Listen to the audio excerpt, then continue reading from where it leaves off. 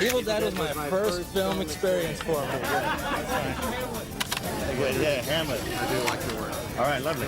There's a certain mentality out there that's special. You know, you'll definitely see the adrenaline start to pump. Your eyes start to light up. Theater, for God's sake. Evil Dead, for example, is probably one of the first movies this particular crowd saw that was just like, wow.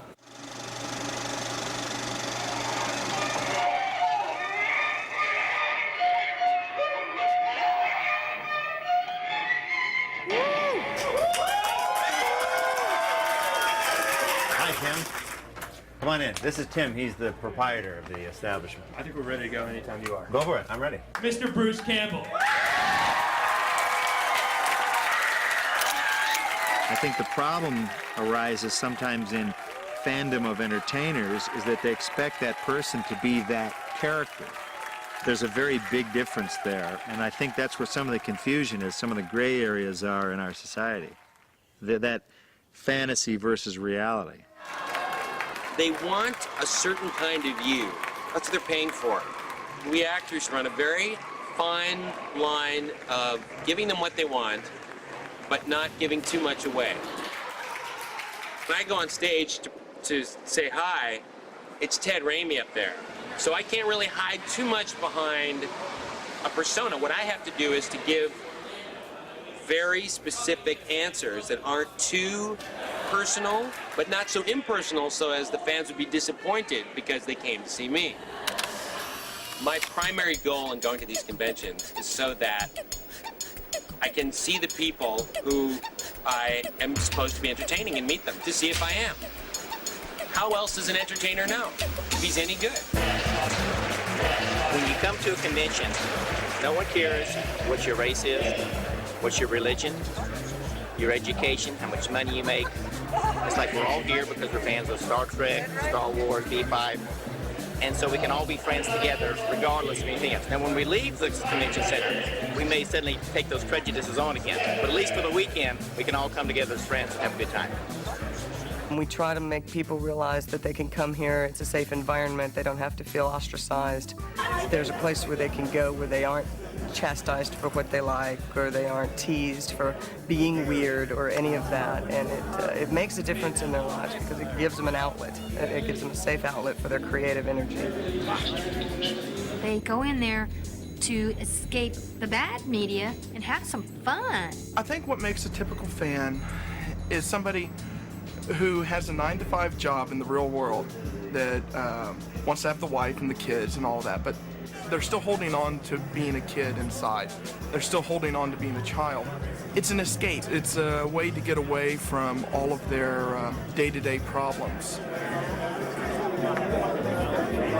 It's signing from 3 o'clock to 5 o'clock, guys. I'm brought in to sit with them, tell jokes, and put little Billy on my knee and sign their autographs.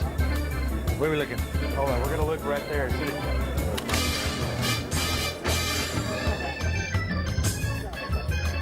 There you go. How are you? How are you? Good. What was your name? Artemis. Artemis, yes. Okay. There you go.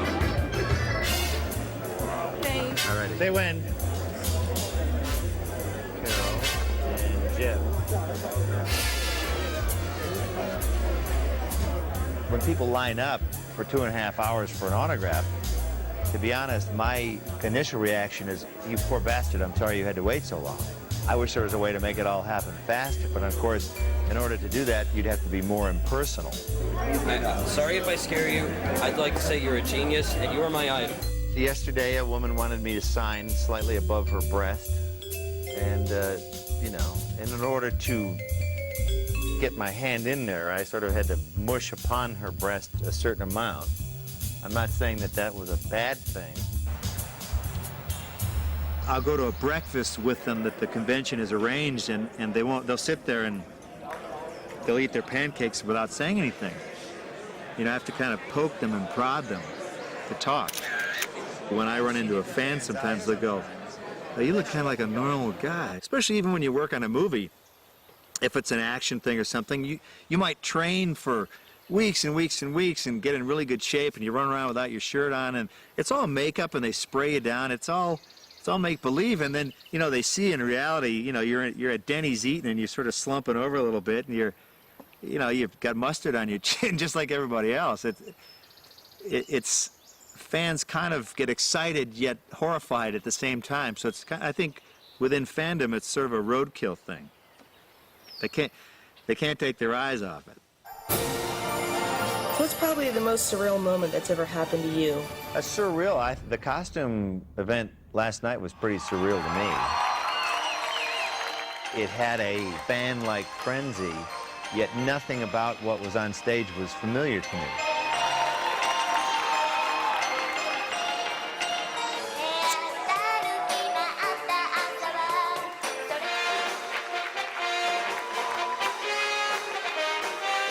A character would come out on stage that we've never seen before in our life, and the audience would go, "Ah!" I have come to this convention to destroy you all. If any of you magical girls would dare stop me, remember, you all have short skirts, and I have tentacles.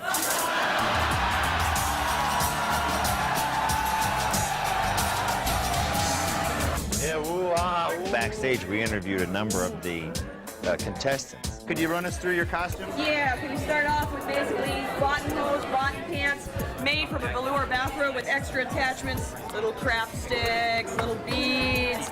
Did you make that? I cut it up, and I'd love to thank my mom because she's the one that sewed it for me. We just glue these kinds of, this kind of material together with the fashion and design the collar entirely with the fashion and modify this. Little jewelry, we had to make all the little jewelry pieces. I'm Kagato. I'm the evil overlord that tries to destroy the good guys.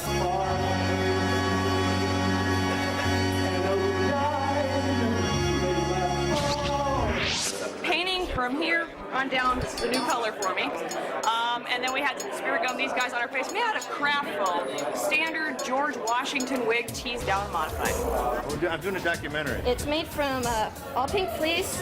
The shoes, I've got styrofoam, plastic, traced my hand. I got a little bit of stuffing in here. Ears are also made out of padding, and the only way I can see is like a bird's eye view. This is my 20th costume. Your 20th? Yes, I'm looking into becoming a professional costume designer, though.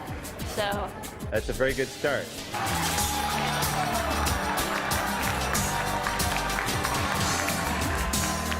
What do you got in your hand? My CD that I'm gonna lip sync to. What's the name of the song? Mouth by Meryl Bainbridge. Why'd you pick that song? Because that's the only song that I know all the words to.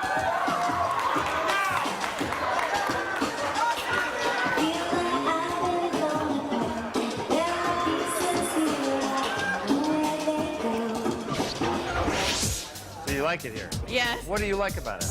Oh, I like all the fun people, and it's a different atmosphere than my boring little hometown.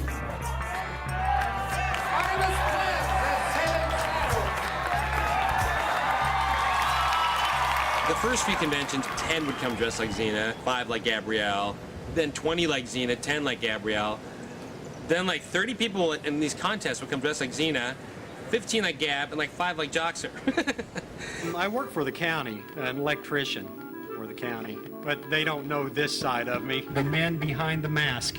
As you can see, my character is Xena, Warrior Princess, and that is my name, legally changed by a judge. Each convention you do, you find yourself in a certain situation where you can't bend this arm and you can't move in this position. This costume is basically a leather dress, basically just like Lucy's. So you modify it and change it and add a strap here or take a strap away or add Velcro. I consider myself a fan of sci-fi, fantasy, especially with the medieval period. The sword